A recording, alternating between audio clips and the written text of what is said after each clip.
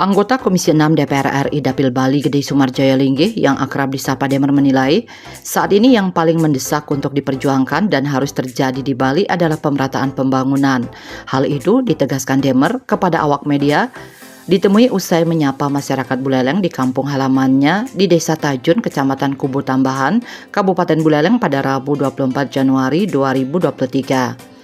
Demer yang pada pemilu 14 Februari 2024 ini kembali maju nyalek ke DPR RI Dapil Bali dari Partai Golkar dengan nomor urut 2 ini mengungkapkan saat ini merupakan hari-hari kampanye di mana dalam kesempatan tersebut pihaknya ingin menyampaikan program-program terbaik yang bisa menyebabkan kesejahteraan masyarakat meningkat.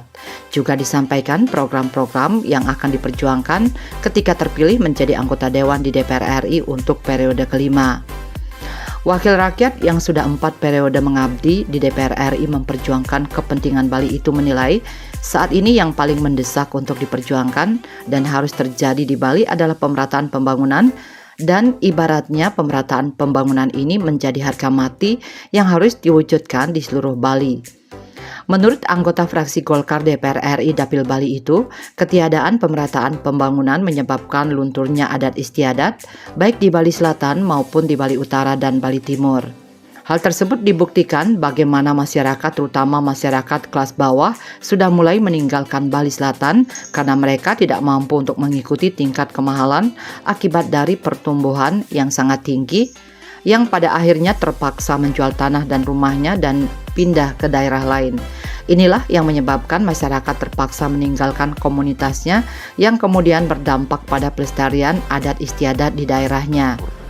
Bali Selatan orang sudah mulai meninggalkan Bali Selatan, terutama masyarakat kelas bawahnya yang buruh serabutan, yang pegawai negeri kelas 2A maupun pegawai-pegawai biasa karena tidak mampu untuk mengikuti tingkat kemahalan akibat dari pertumbuhan yang sangat tinggi yang akhirnya pada ujung-ujungnya terpaksa menjual tanahnya, terpaksa menjual rumahnya karena rumahnya sangat mahal.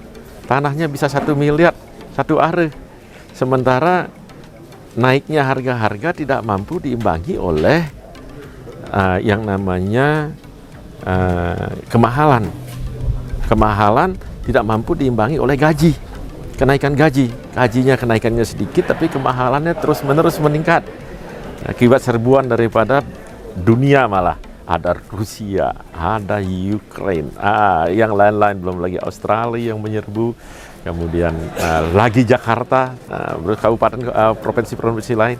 Nah, akhirnya mereka tidak tahan akan kemahalan itu yang menyebabkan mereka harus menjual lahannya, menjual rumahnya, yang akhirnya pindah mencari yang 100 juta per are, daerah Klungkung, daerah Tabanan, yang ujung-ujungnya meninggalkan komunitas. Kalau meninggalkan komunitas berarti sulit untuk melakukan ayah-ayahan. Kalau sulit melakukan ayah-ayahan, maka sulit untuk mempertahankan adat dan istiadat. Terkait dengan pertumbuhan ekonomi di daerah Bali Utara, menurut Demer, karena kurang merata, maka pertumbuhannya sangat rendah, yang mana akhirnya penyerapan tenaga kerja juga rendah, dan menyebabkan masyarakat di Bali Utara hijrah ke Bali Selatan untuk mencari pekerjaan. Oleh karena itu, mereka akhirnya meninggalkan komunitasnya, yang kemudian berimbas kepada kegiatan adat istiadat mereka. Oleh karena itu, Demer mendesak untuk segera dilakukannya pemerataan pembangunan di seluruh Bali. Begitu juga pertumbuhan di daerah Bali Utara, itu yang saya sampaikan. Ya, karena kurang merata, maka pertumbuhannya sangat rendah. Yang mana akhirnya penyerapan tenaga kerja juga rendah. Oleh karena penyerapan tenaga kerja rendah, maka mereka akhirnya pindah urbanisasi ke selatan untuk mencari pekerjaan, baik itu menjadi satpam, baik itu menjadi pembantu sekalipun, ya. Itu mereka lakukan karena untuk kebutuhan perut. Oleh karena itu maka mereka meninggalkan ayah-ayahannya yang ujung-ujungnya juga akhirnya adat istiadat kita terganggu. Nah, untuk itu maka saya minta untuk segera kita pemerataan.